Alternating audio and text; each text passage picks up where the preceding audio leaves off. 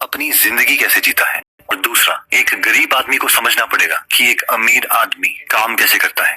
John foster, English essayist. दोस्तों, आज इस वीडियो में हम वो सारी चीजें देखेंगे जो एक गरीब आदमी करता है लेकिन अमीर आदमी नहीं। इसके लिए मैंने 2 बुक्स का सहारा लिया है। पहली है copycat marketing 101 by Burke Hedges और सेकंड है FU money, make as much money as you damn well want and live your life as you damn well please by Dan Lok. सबसे पहला डिफरेंस जो एक गरीब आदमी करता है लेकिन अमीर आदमी नहीं, वो है एक गरीब आदमी अपना टाइम बेचता है लेकिन एक अमीर आदमी औरों का टाइम खरीदता है। एक गरीब आदमी पाव इक्वेशन में काम करता है, ये वाला पाव नहीं, POW वाला पाव, यानी प्रिजनर ऑफ वर्क। उसकी इनकम की इक्वेशन बहुत ज्यादा सिंपल है, जो कहती है आपने कितने घंटे काम किया मल्टीप्लाइड बाय आपको 1 घंटे के कितने पैसे मिलते हैं is equal to your income. मान लीजिए आप एक बहुत अच्छे पेंटर हैं और आपको हर रोज किसी घर को पेंट करने के लिए 1000 रुपए मिलते हैं। अगर आप 30 के 30 दिन काम करते हैं तो आपको पर मंथ 30,000 रुपए मिलेंगे, यानी आपके पूरे साल की सैलरी 3,60,000 रुपए है। अब इस तरीके से काम करने के कई प्रॉब्लम्स हैं। पहला, इस केस में हम मान के चले हैं कि आपने एक मशीन की तरह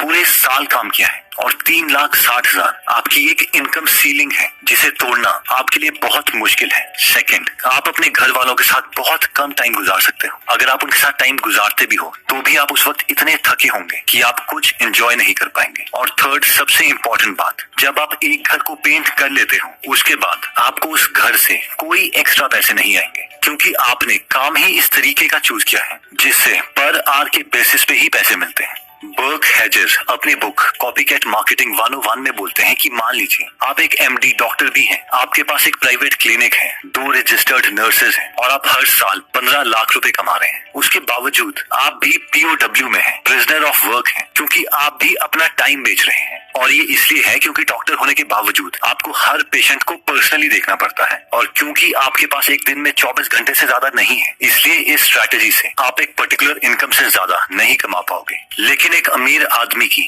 सबसे बड़ी स्किल है उसकी लेवरेज लेने की कैपेसिटी। लेवरेज कोई भी ऐसी चीज है जिससे आप कम एफर्ट लगा के मैक्सिमम आउटपुट दे सकते हैं। जे पॉल गैटी ने कहा था कि मैं खुद का 100% एफर्ट देने के मुकाबले 100 लोगों का 1% एफर्ट लेना ज्यादा प्रेफर करूंगा। लेवरेजेस कई टाइप के हैं, जिसमें सबसे पहला आता है OPT, अदर पीपल टाइम। अमीर आदमी और लोगों की मदद लेते हैं और लोगों का टाइम खरीदते हैं ताकि वो अपना टाइम सेव कर सके। जैसे कि वो कुकिंग करने के लिए और लोगों की हेल्प लेंगे, अपने घर की सफाई के लिए और लोगों की हेल्प लेंगे, या फिर एम्प्लॉइज को हायर करेंगे ताकि वो अपने मिशन को, अपने गोल को कम टाइम में अचीव कर सके, क्योंकि उनके लिए पैसों से भी ज्यादा इंपॉर्टेंट चीज है टाइम। डैन लॉक एक स्टोरी में बताते हैं कि वो एक बार $1 मिलियन कंपनी के CEO से मिलने गए और वहां पर उन्होंने देखा कि उस कंपनी का CEO पिछले 2 घंटे से लॉन में खुद काम कर रहा था। अब ये स्टोरी पढ़कर मुझे लगा कि वो CEO कितना ग्राउंडेड है, कितना हम्बल है। लेकिन डैन लॉक बोलते हैं कि उस वक्त ही मैं समझ गया था ये CEO एकदम यूजलेस है, क्योंकि इस आदमी के पास अपने टाइम की कोई कदर नहीं है। वो उस लॉन को ठीक करने के बजाय इंपॉर्टेंट डील्स पर काम कर सकता था और लॉन ठीक करवाने के लिए किसी और आदमी की मदद ले सकता था।